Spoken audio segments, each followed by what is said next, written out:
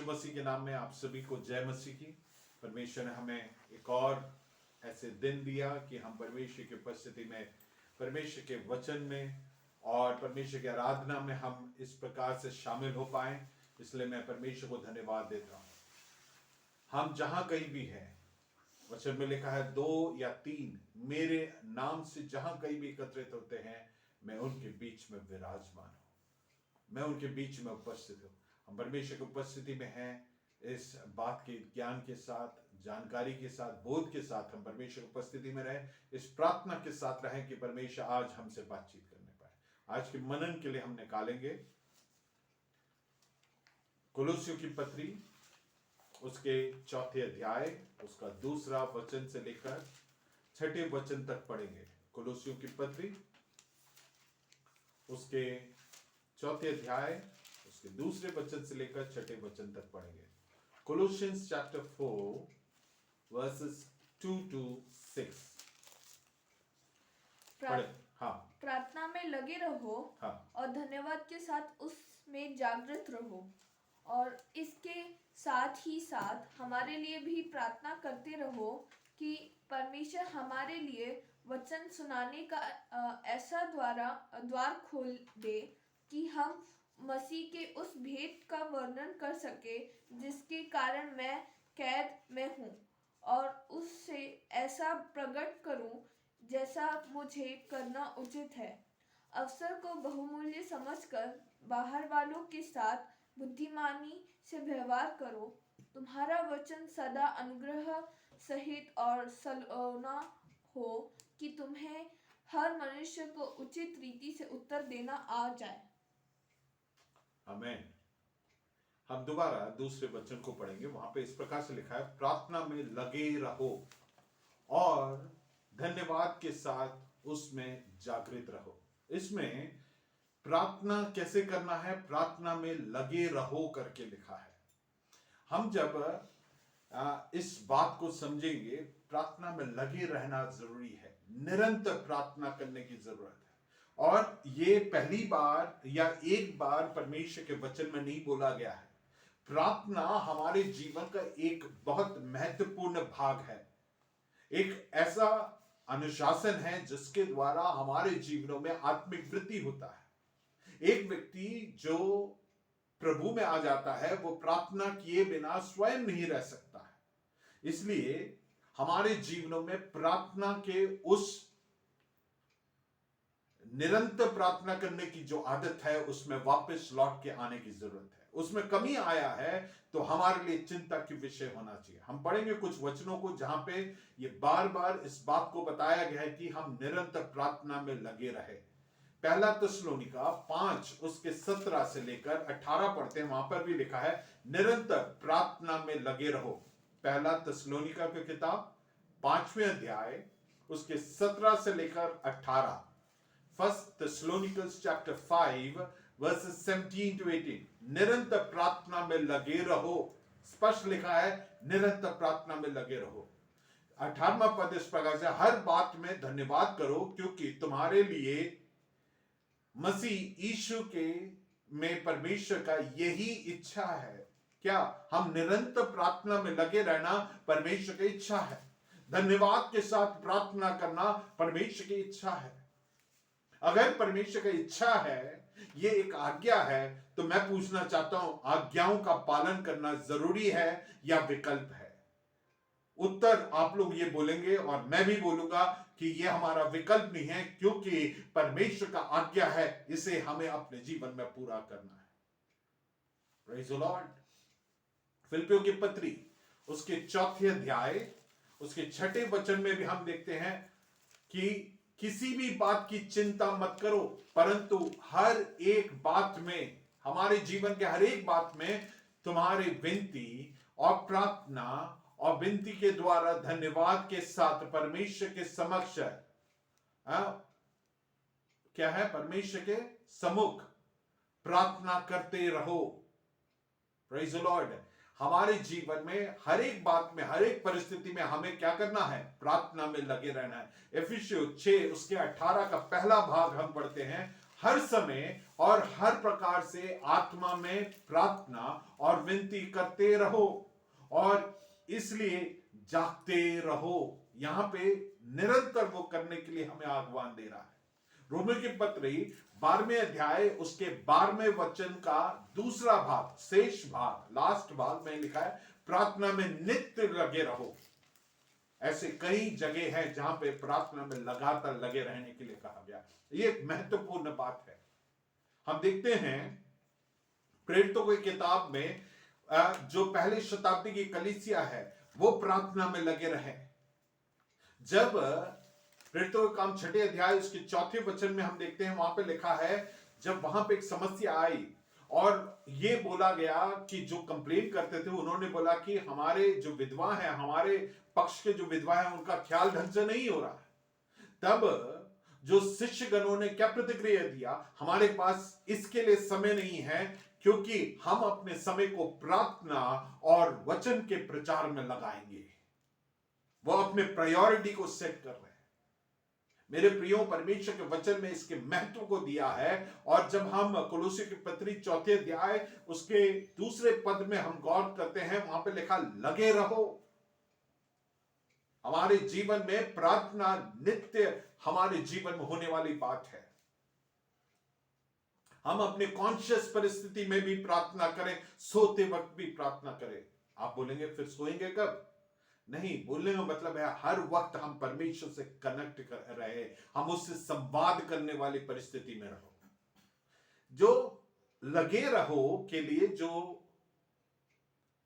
शब्द वोकैबुलरी यूनानी भाषा में इस्तेमाल हुआ है उसका मतलब है टू बी स्टेडफास्ट और टू एंड्योर। मतलब लगातार करना, चाहे परिस्थिति चाहे कुछ भी क्यों ना हो, मैं तब भी ये यत्न करता रहूं अपने जीवन की परिस्थितियों को सहकर उन परिस्थितियों के बावजूद प्रार्थना में लगे रहे। हमारे जीवन में हमें इस आज्ञा का पालन करने की जरूरत है। हमारे जीवन में जब परिस्थितियां अत्यंत बिगड़ जाती, हम कई बार प्रार्थना ना करना हमारे चैन होता है। जब सब कुछ अच्छा चलता है हम प्रार्थना नहीं करते।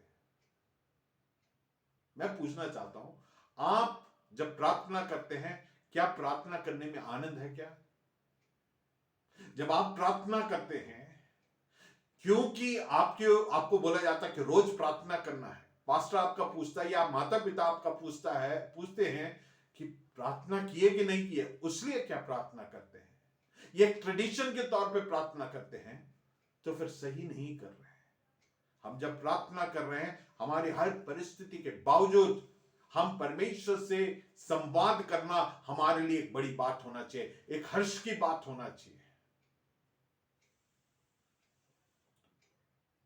हमारे जीवन के हर परिस्थिति में हम हिम्मत के साथ, हियाव के साथ परमेश्वर की उपस्थिति में प्रार्थना में लगे रहे, लगातार, बिना उसमें विघ्न लेके आए, बिना रुकावट के।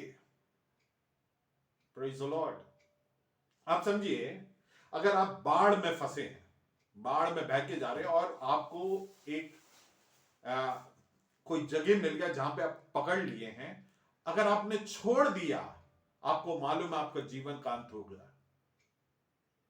अंत हो जाएगा। आप क्या करेंगे? उस चीज को छोड़ेंगे क्या? चाहे कुछ भी हो, आप उसमें लटके रहेंगे, पकड़ के रखेंगे, आपकी पूरा प्रयास करेंगे। तो प्रार्थना में लगे रहने का अर्थ यही है, हमारे हर परिस्थिति में प्रार्थना में लगे रहना। आजकल ठंड का मौसम है उत्तर भारत में, इसलिए हमें कई बार रजाई छोड़ने का मन नहीं करता है, कंबल छोड़ने का मन नहीं करता है। हम कई बार लेट के प्रार्थना कर लेंगे करके एक नया रास्ता खो सकते हैं। मैंने ये करके देख लिया, कभी प्रार्थना नहीं है तो खुर्राटे में प्रार्थना होता है ना? नहीं होगा, आपको उठ के बैठना पड़ेगा, आपके कंफर्ट से बाहर निकलना है, क्योंकि प्रार्थना के बिना हम अपने जीवन में उचित रीति से प्रार्थना नहीं करेंगे तो हम अपने आत्मिक जीवन को जी ही नहीं सकते। उसके अनुग्रह बहुत हाथ से है, बहुत महत्वपूर्ण है। इसलिए परमेश्वर ने और परमेश्वर के दासों ने प्रार्थना करने के लिए बोला है। हम इसलिए हम अपने जीवन में जो प्रार्थना ना करने के लिए हमारे अंदर एक इच्छा है, उसको तोड़ते हुए हम प्रार्थना करें। फिर उसके चौथे अध्याय उसके दूसरे पद के दूसरे भाग में क्या लिखा है? जागृत रहो, कीप अलर्ट, है ना। दूसरी बात, ठंड के मौसम में ये बिल्कुल स्पष्ट है, जागृत रहना और प्रार्थना करना बहुत आसान नहीं है। कई बार झूल झूल के प्रार्थना करते हैं, है ना। ऐसे प्रार्थना ना करें। हम उस प्रार्थना में मीनिंगफुली परमेश्वर की उपस्थिति में हम अलर्ट रहकर, ध्यानपूर्वक रहकर हम प्रार्थना में लगे रहें। आप ये सोचें, आपके कोई बहुत ही करीब व्यक्ति, बहुत ही अजीज व्यक्ति, है ना, वो बीमार है और आप उनके केयर टेकर, अटेंडर के तौर पर आप हॉस्पिटल में बैठे और आपसे बोला गया है कि आपको ध्यान देना है कि जो उनके ट्रिप चल रहा है वो जैसे ही खत्म हो तो हमें बताना है, 1 सेकंड भी उसमें कमी नहीं होना चाहिए। आपको नींद कितना भी आए, आप चूंकि उस व्यक्ति से प्रेम रखते हैं, आप नींद को अपने ऊपर हावी होने नहीं देंगे, लगातार उसमें पैरवा करेंगे। उसी प्रकार से यहां पे बताएगा, जागृत रहो और प्रार्थना करें। हमारे जीवन में इस बात को ध्यान रखें। चौथे अध्याय का दूसरे वचन को एक और पढ़ेंगे। प्रार्थना में लगे रहो, प्रार्थना में लगे रहो और धन्यवाद के साथ उसमें जागृत रहो। उसमें जागृत रहो, धन्यवाद के साथ। मेरे प्रियो, हम जब भी परमेश्वर की उपस्थिति में आते हैं, हमारी प्रार्थना अगर धन्यवाद से भरा है तो हमारा प्रार्थना में हम एनकरेज होकर प्रार्थना कर सकते हैं। क्योंकि जब हम इस ज्ञान के साथ, इस बोध के साथ परमेश्वर की उपस्थिति में आते हैं कि परमेश्वर ने हमारे जीवनों में जो आशीषों को प्रदान किया है, हमें जो सौभाग्य दिया है, उसके प्रति हम कृतज्ञता के साथ जब परमेश्वर की उपस्थिति में आते हैं, हम सो के नहीं प्रार्थना करेंगे, हम अपने ध्यान को इधर उधर भंग करके प्रार्थना नहीं करेंगे। सबसे बड़ा विघ्न का कारण हमारे जीवनों में कई बार हमारा मोबाइल रहता है, उसे दूर रख के प्रार्थना करना सीखें। हालेलुया। ये मेरे लिए भी डिस्टर्बेंस हो सकता है, आपके लिए भी हो सकता है, इसलिए उसे दूर रख के प्रार्थना करें। हम किन बातों के लिए परमेश्वर को धन्यवाद करें? कुलुस्सियों की पत्री में ही अगर हम ध्यान देंगे, कुलुस्सियों की पत्री पहले अध्याय उसके 12वें वचन में हम देखते हैं, हमारे उद्धार के लिए परमेश्वर को धन्यवाद दें। उसने जो उद्धार हमें दिया, उसके लिए प्रभु यीशु मसीह ने स्वर्ग को छोड़कर इस दुनिया में आए और हमें बराबरी से प्रेम किया है। हमारे औधा, हमारे कुल, हमारे जाति, हमारे पास पैसा, ये सब उसने कंसिडर नहीं किया, हमसे उसने प्रेम किया और हमारे उद्धार के लिए प्रभु यीशु मसीह ने खून बहाया। उसके लिए हमें धन्यवादी होने की जरूरत। जब भी हम आराधना करते हैं, प्रार्थना के लिए आते हैं, हम उसने जो उद्धार हमें दिया उसके लिए कृतज्ञता के साथ, आंसुओं के साथ उससे धन्यवाद करें। कुलुस्सियों की पत्री 2 अध्याय उसके 6 वचन को पढ़ते हैं, परमेश्वर ने जो आत्मिक उन्नति दिया है, बढ़ोतरी दिया है, उसके लिए परमेश्वर को धन्यवाद दें। कुलुस्सियों की पत्री 3 अध्याय उसके 15वें वचन में हम देखते हैं, परमेश्वर ने हमें प्रभु यीशु मसीह के साथ जो संबंध और संगति और कलीसिया के साथ जो संबंध और संगति दिया है, उसके लिए परमेश्वर को धन्यवाद दें।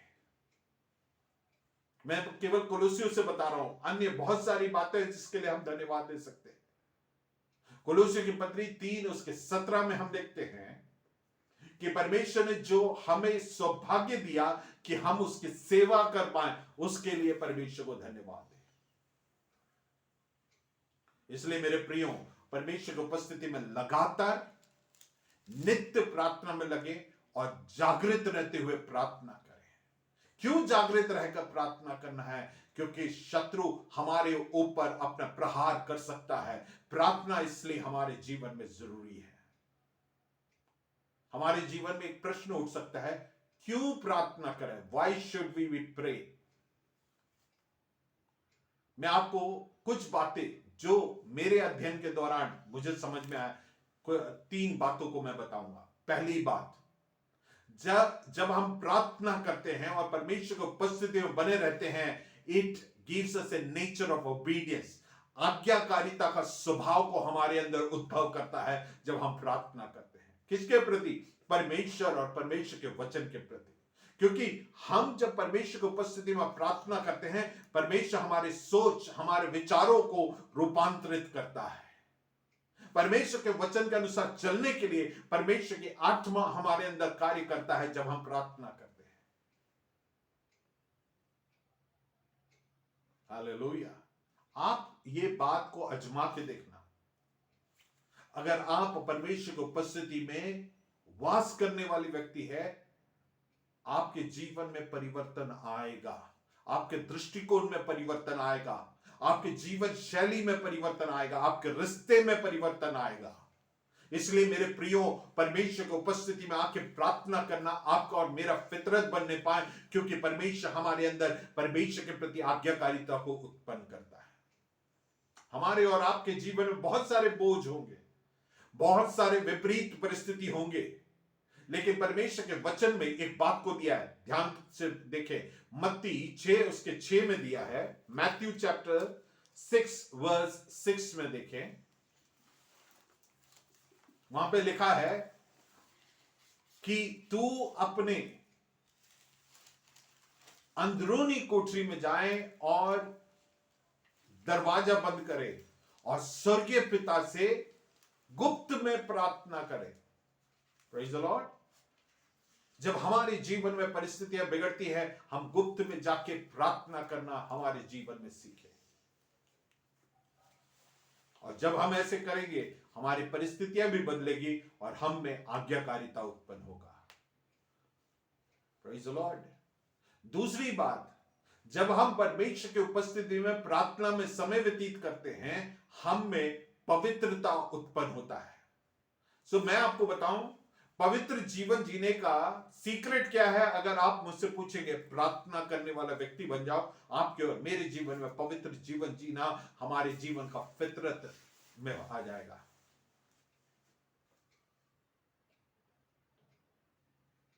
तीसरा बात,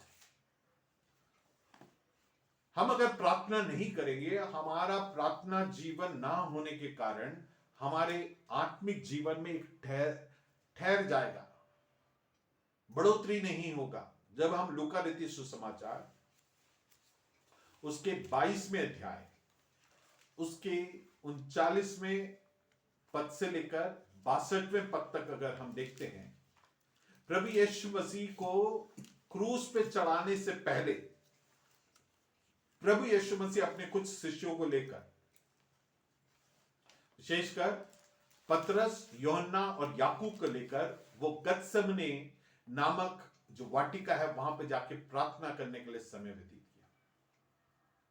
और उस समय प्रभु यीशु मसीह ने बोला कि तुम प्रार्थना करो, लेकिन लौट के आए तो वो सो रहे थे। तब प्रभु यीशु मसीह ने अपने शिष्यों से कहा कि तुम प्रार्थना करो ताकि तुम परीक्षा में प्रवेश ना करो।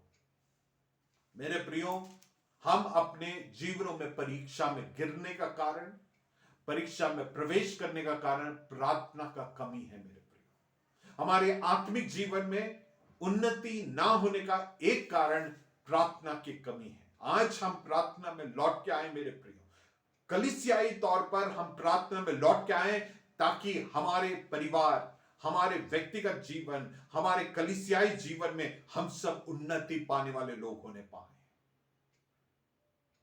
आपको क्या लगता है, पतरस ने प्रार्थना किया? प्रभु यीशु मसीह ने जो बोला उसको ध्यान दिया? नहीं, फिर वो सो गए। फिर परमेश्वर ने आके उनको नहीं उठाया, सोने दिया। लेकिन क्या हुआ? परमेश्वर उनको चेतावनी दिया, उसका ध्यान नहीं दिया। पतरस ने क्या किया? उठ के अगला कदम क्या उठाया मालूम है? तलवार निकाल के रोमी जो सैनिक है उसके ऊपर अटैक किया, परीक्षा में गिरा। फिर प्रभु यीशु मसीह को 3 बार तिरस्कार किया। मेरे प्रियो, हम जब प्रार्थना का अभाव हमारे जीवन में पाए जाते हैं, हम हमारे जीवन में हमारे करतूतों के द्वारा हम प्रभु यीशु मसीह को डिनाय करते हैं, उसको तिरस्कार करते हैं। हमारे स्वभाव के द्वारा हम तिरस्कार करते हैं। हम क्यों परीक्षा में गिरते हैं? क्योंकि प्रार्थना का अभाव है। इसलिए मेरे प्रियो, अगर आपके और मेरे जीवन में प्रार्थना की कमी है, लौट के आने की जरूरत है। और मैं परमेश्वर की आत्मा में होकर आपके जीवनों में यह कहना चाहता हूं, लौट के आओ, तुम्हारे प्रार्थना जीवन में लौट के आओ। मुझे सुनने वाले कईयों के जीवन में प्रार्थना की कमी है और परमेश्वर चाहता है कि हम प्रार्थना में लौट के आए। हमारे जीवनों में कम से कम 1 घंटे प्रार्थना करना हमारे जीवन की फितरत होने पर, आधा घंटे से शुरू करें। हालेलुया। ये रीति रिवाज से ऊपर उठकर वास्तविकता में प्रार्थना करना हमारी जीवन का फितरत होने पाए मेरे प्रिय। हालेलुया। Praise Jesus.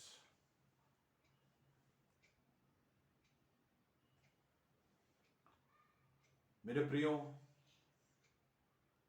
अगला प्रश्न उठता है, हमने देखा क्यों प्रार्थना करना है। अगला प्रश्न उठता है कि हम कब प्रार्थना करना चाहिए। यह प्रश्न उठता है। एक उचित समय है। यशायाह नबी का किताब 50 उसका 4, इसको पढ़ेंगे। यशायाह नबी का किताब 50 उसका 4।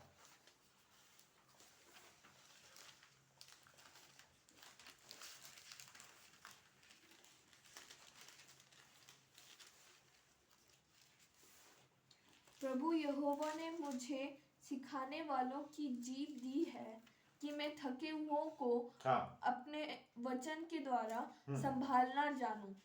भोर को वह नित्य, क्या लिखा है? भोर को मैं नित्य दिन, वह नित्य मुझे जगाता और मेरा कान खोलता है कि मैं काफी है। भोर को वो नित्य दिन, हम परमेश्वर की उपस्थिति में भोर में प्रार्थना करें। सर्वप्रथम परमेश्वर की उपस्थिति में समय व्यतीत करना हमारी आदत में होने पाए। आज जो हमारे में आलस है, प्रार्थना के लिए समय ना व्यतीत करने की परिस्थिति है, मैं प्रभु यीशु मसीह के नाम में दूर होने के लिए प्रार्थना करता हूं।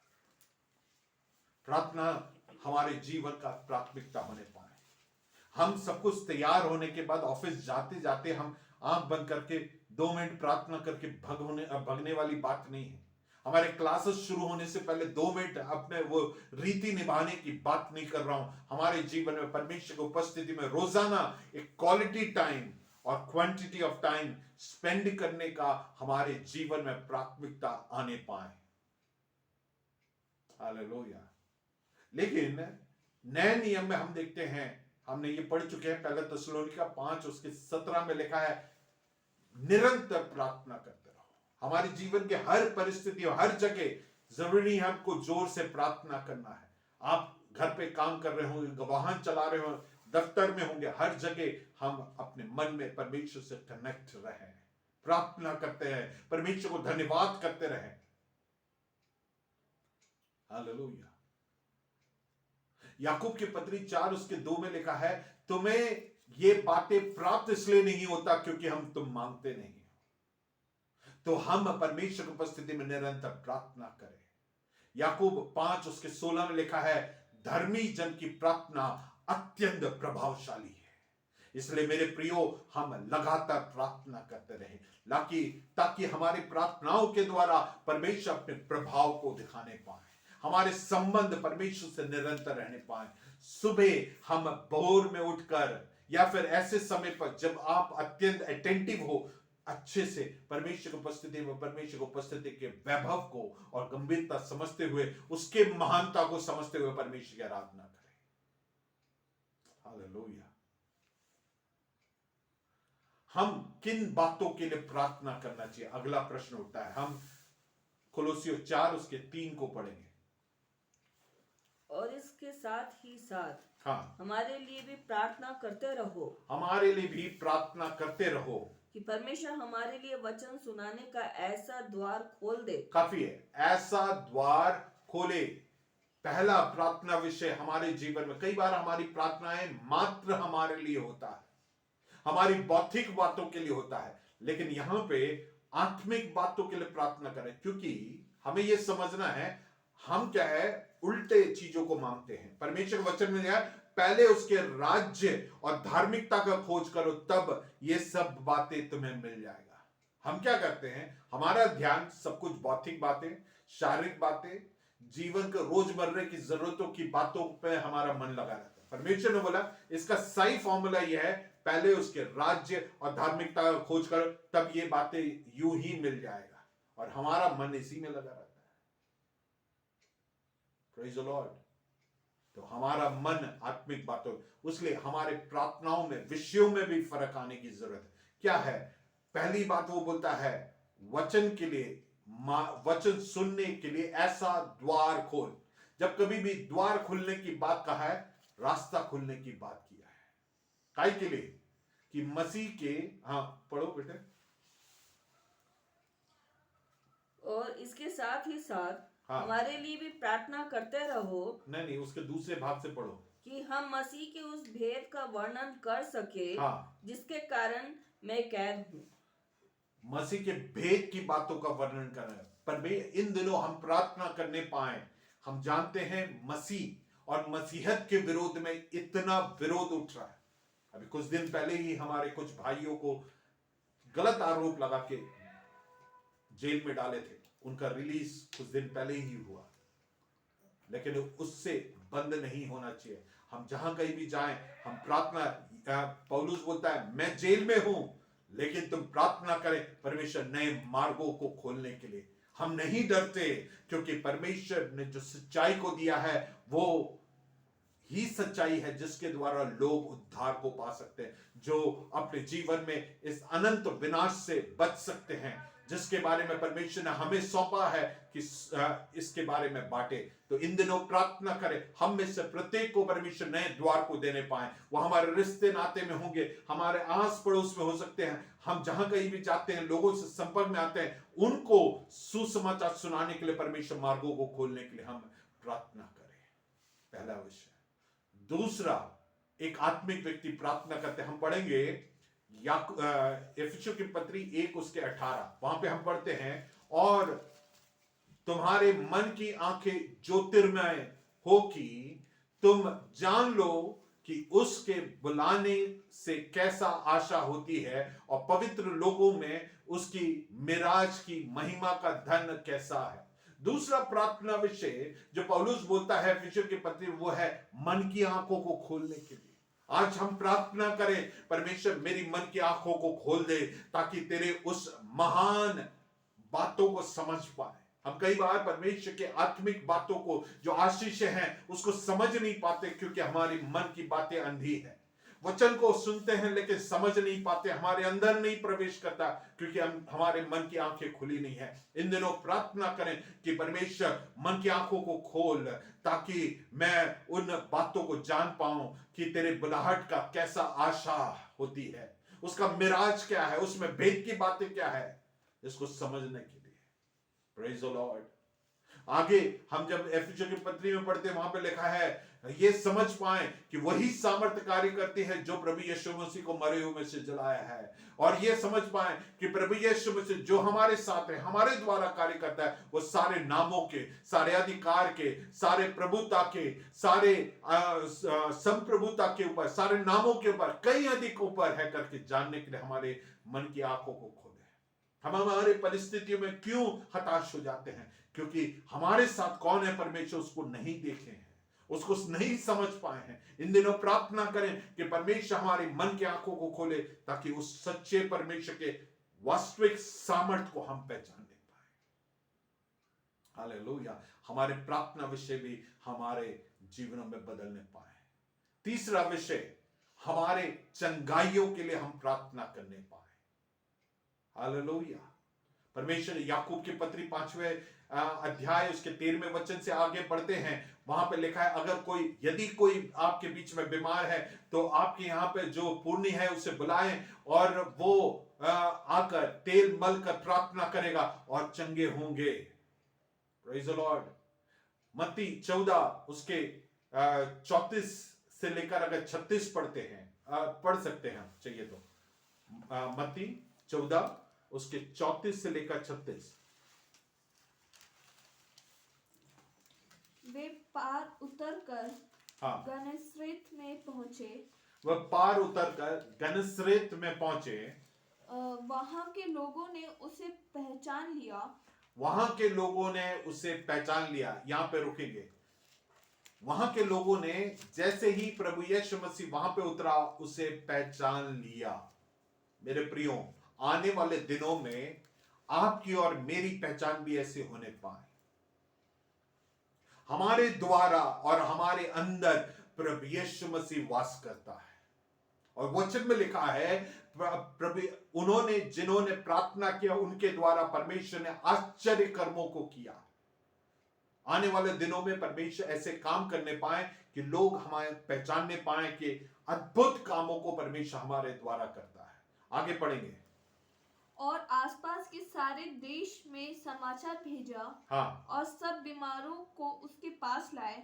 हाँ, और उससे विनती करने लगे कि वह उन्हें वहां आसपास के सारे दूर दूर के लोगों को, आसपास के लोगों को लेके आए, है ना। हाँ, और वह सारे बीमारों को लेके आए। हाँ, कि वह उन्हें अपने वस्त्र की आंचल की ही को छूने दे। हाँ। और जितनों ने उसे छुआ वे चंगे क्या हुए। लिखा है? जितनों ने उसे छुआ उतने चंगे हुए। फिर 36 भी है ना बेटा? अच्छा, अगर आप मरकुस निकालने की जरूरत नहीं, 6 उसका 53 से लेकर 56 यही बात को लिखा है। वहां पे लिखा है वो गांव गांव गया, शहर शहर गया, है ना, देश देश गया, और जहां कहीं भी गया, जो कोई भी उसके वस्त्र को छुआ वो सब चंगे हुए। और यहां पे हमने जहां पे पढ़े हैं, यहां पे 36 में वचन है, और उससे विनती करने लगे कि वह उन्हें अपने वस्त्र के आंचल को छूने दे। और जितनों ने उसे छुआ, यहां पे उन्होंने विनती किस लिए की है? ताकि वो उसके आंचल को छूने पाए। मेरे प्रियो, इन दिनों हम प्रार्थना करें कि परमेश्वर हमारे द्वारा इसी चंगाई को प्रदान करने पाए। लोग विनती करते हैं तो परमेश्वर उसे सुनने के लिए वो सक्षम परमेश्वर है। मैं सोच रहा था क्यों इन्होंने ये बोला कि तेरे वस्त्र के नीचे भाग को छूने के लिए, आंचल को छूने के लिए दे। क्योंकि हो सकता है मत्ती 9 उसके 20 से जो वचन पढ़ते हैं, वहां पे एक औरत ने उसके वस्त्र के आंचल को छुआ और उसको छूने से वो तुरंत चंगी हो गई थी। और उसके बारे में लोगों ने सुना होगा, उन्होंने बोला इसको हाथ रख के प्रार्थना करने की भी जरूरत नहीं, इसके वस्त्र के आंचल में भी सामर्थ है कि परमेश्वर कार्य करे। मेरे प्रियो, आने वाले दिनों में परमेश्वर हमारी प्रार्थनाओं के द्वारा इस अचंभित काम को करने पाए। किन किन विषयों के लिए प्रार्थना करना है? हमें प्रार्थना करना है कि परमेश्वर वचन के लिए नए द्वारों को खोलने के लिए, ताकि ये भेद की बातों को नए जगह सुनाने के लिए। दूसरा, हमारी मन की आंखों को खोलने के लिए हम प्रार्थना करें। तीसरा, जो बीमार है वे चंगे होने पाए, क्योंकि परमेश्वर के वचन में दिया, परमेश्वर ने हमें ऐसा अभिषेक दिया है। लूका 4 उसके 18 से पढ़ते हैं, परमेश्वर ऐसा अभिषेक दिया ताकि अंधों को आंख देने के लिए, जो हताश है उन्हें सांत्वना देने के लिए, जो बंधन में पड़े हैं उन्हें छुड़ाने के लिए परमेश्वर वो अभिषेक आपको और हमें दिया। परमेश्वर की उपस्थिति में हम इन दिनों ये प्रार्थना करें। हम आज के वचन को अंत करेंगे। मुख्य विषय है प्रार्थना। प्रार्थना में लगे रहना, निरंतर प्रार्थना करें, जागते हुए प्रार्थना करना है। एक वचन को पढ़ेंगे और अंत करेंगे। यशायाह नबी का किताब 62वें अध्याय, यशायाह 62 62वें अध्याय उसके 6 से लेकर 7, 6 to 7। Isaiah chapter 62 verse 6 to 7। हे यरूशलेम, हे यरूशलेम, मैंने तेरी शहर पनाह पर हाँ, पहुरे बैठाए हैं। मैंने तेरे शहर पनाह पर पहरुए बिठाए हैं। पहरुए कौन है? प्रार्थना करने वाले मेरे प्रियो। हाँ, वे दिन रात कभी चुप ना रहेंगे। वे दिन रात कभी चुप ना रहेंगे। मेरे प्रियो, ये परमेश्वर हमें ये जो जिम्मेदारी दिया है, हम समझे, दिन रात वे चुप नहीं रहेंगे। हे यहोवा हे यहोवा को स्मरण करने वालों, हे यहोवा को स्मरण करने वालों, चुप न रहो। चुप ना रहो। परमेश्वर आज्ञा देता है कि हम प्रार्थना में कभी चुप ना रहे, हम निरंतर प्रार्थना करते रहे। 7वां वचन, और जब तक वह यरूशलेम को स्थिर करके उसकी प्रशंसा पृथ्वी पर ना फैला ये दे। चाहते हैं जब तक, कब तक प्रार्थना करना है? जब तक वो यरूशलेम को स्थिर करके उसकी प्रशंसा पृथ्वी पर ना फैला दे। तब ये तक कब तक हमें प्रार्थना करना है? जब तक कलीसिया को परमेश्वर इस पृथ्वी पर स्थिर ना करे और उसकी प्रशंसा पूरे पृथ्वी पर ना फैलाए, ऐसी जागृति आने पाए कि हमारे कलीसियाओं का जो प्रशंसा है पूरी पृथ्वी पर फैलने पाए। प्रशंसा जब फैलती है, लोग उसे पूछते हुए आएंगे, खोजते हुए आएंगे। फिर आगे, तब तक उसे भी चैन ना लेने दो। तब तक उसे भी चैन ना लेने दो। परमेश्वर की उपस्थिति में हम एक निर्णय ले। जब तक परमेश्वर अपने कार्यों को अंजाम नहीं देगा, कलीसियाओं में जागृति नहीं लेके आएगा, परमेश्वर नए मार्गों को नहीं खोलेगा, लोगों को परमेश्वर खड़े नहीं करेगा और कलीसिया को स्थापित नहीं करेगा, तब तक हम प्रार्थना करने नहीं छोड़ेंगे। इन दिनों प्रार्थना के लिए अपने हृदय को लगाए। क्यों ना हम अपने मनों को टटोले, हमारे प्रार्थना जीवनों को टटोले। हालेलुया। हमारा प्रार्थना जीवन कैसे है? हमें परमेश्वर ने जो आज्ञा दी वो है निरंतर प्रार्थना में लगे रहो,